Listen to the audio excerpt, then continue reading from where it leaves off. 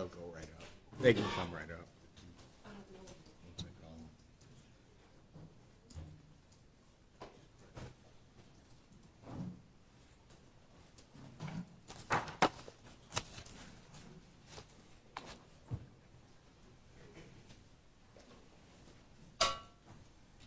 Is that third row, I think?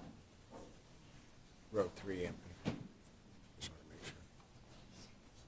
I need my prosecutor. What? They're on their way. Are they coming down this way or that way?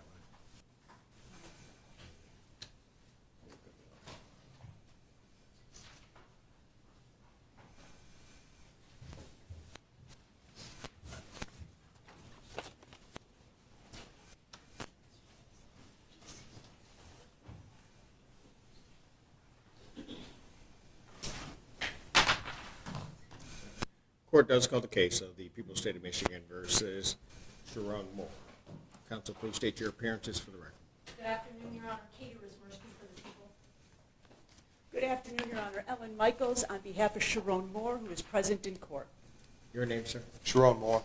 All right, thank you.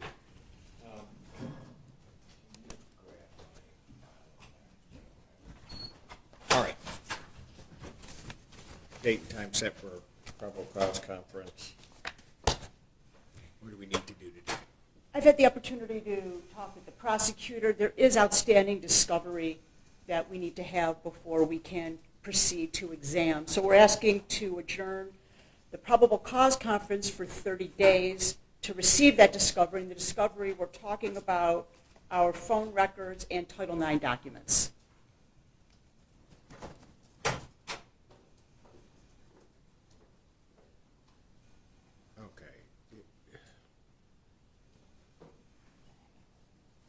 Are the people going to be in possession of Title IX documents or have access to those? I guess.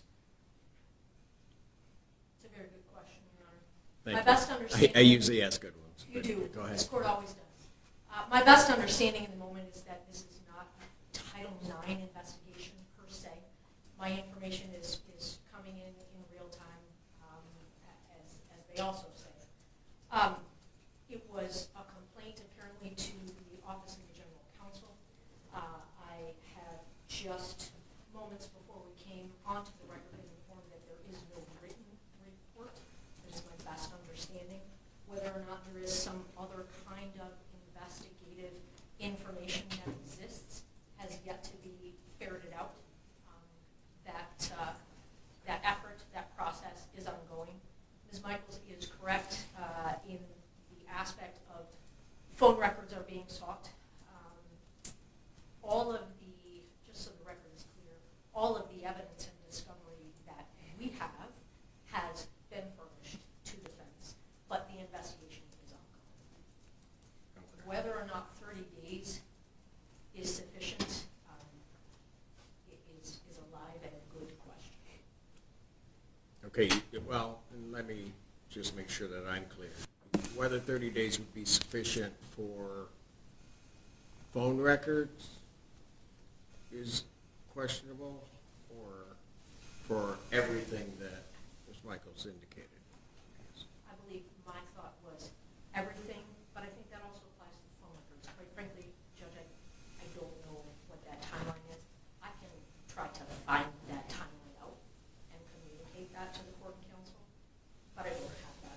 Okay, and I guess I'm not, what I don't want to get to, I guess, is a point where we're at a certain point, it may be ready to be set for exam or do whatever, and everything that, these records, I'm presuming, Ms. Michaels, that you're saying from the U of M, that are records from the U of M. Correct.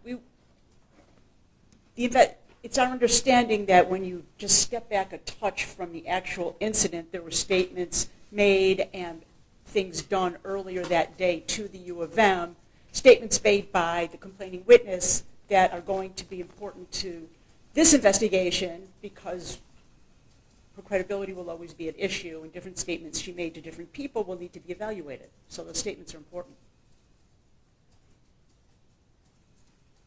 Okay, I get that, but those, I mean, aren't those documents or statements that you can get on your own, or? That's a great question. I can issue a subpoena if the court is willing to sign a subpoena. I will send a subpoena myself, but I do know based on the police reports that the prosecutor's office is also seeking those documents, and in my experience, documents, people are much more ready to turn over documents to a prosecutor's office than to a defense attorney. We may quibble about that. Yeah, I don't, depends on one's view of life. but I take no issue with discovery flowing through us. Yeah, in terms of right. this. I don't have a problem with that either. It's just, I'm trying to figure out if the request is made. So, because are you attempting to try to obtain those documents? I am. Okay. And then, once you obtain them, if you do obtain them, you're going to inform counsel or provide them to counsel. Immediately. Gotcha. One more thing, Your Honor, for due diligence sake, maybe I should submit to the court a subpoena for signature, and of course I'll serve the prosecutor, and I can also submit a subpoena requesting those records, having them returned to the court. Well, having the results come to the court. Correct. Okay, and then we would, okay, I don't have a problem with that if we're the go-between, that it comes here and then goes out. I don't necessarily have that, so unless there's some legal objection to it, if you submit a subpoena to the court, I would sign off on it, I guess, to try to get this, so we can get this thing moving. 30 days. So,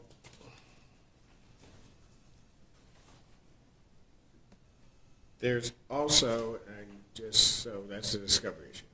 Today, I guess that was filed a motion to quash. That's correct. Earlier today, I, at the court window, filed a motion to quash the arrest warrant and a request for a Frank's hearing. I have a signed copy to tender to the prosecutor, and we will be asking for a hearing date on that motion. Okay, do you want two separate dates? I mean, how fast do you want, well, first of all, I mean, the people have to answer, so. Sure. I guess, how fast do you want this? This can, And what I'm indicating to you, Ms. Michaels, is I can set the motion along with the PCC, hear it all at that time. Or I can give you a date for this, separate and apart from the PCC. I would like a date separate and apart. This motion is not determinative of those records. It is prior to those records. So a date to hear this motion prior to receiving those records would be our request.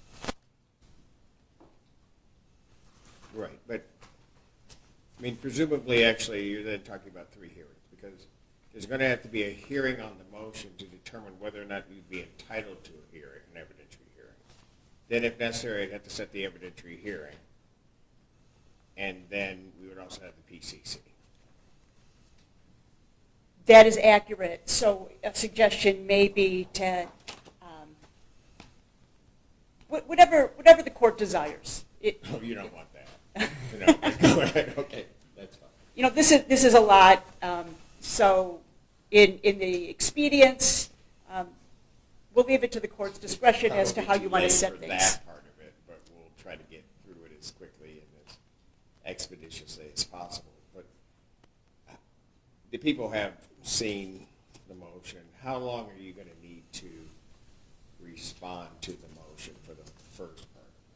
So although I was aware that a motion was filed this morning, I was not served with a copy until moments ago. I have obtained a copy through the court file prior to being here right this moment and have had an opportunity to begin to look through it. I have not consumed it in its entirety. How long to respond was the court's question? Yes. For the first part of a determination as to whether or not there would even need to be an evidentiary hearing in this case. Court's pleasure, but at least a week. At least a week.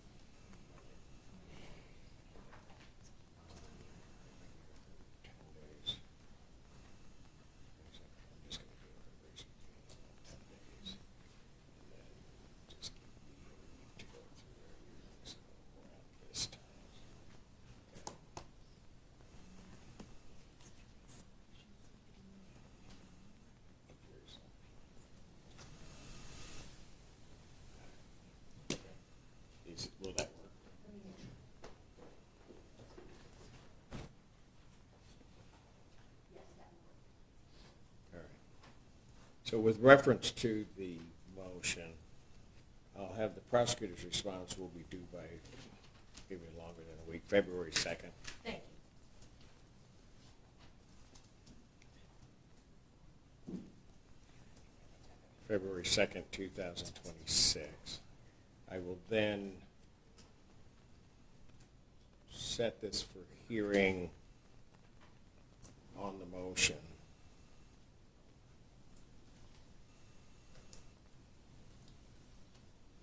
For February 9th,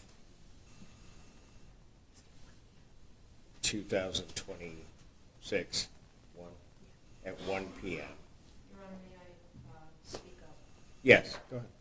In the moment, I have a murder case set to start on that date. That's- That may change, even within the end of the day today, that may get moved.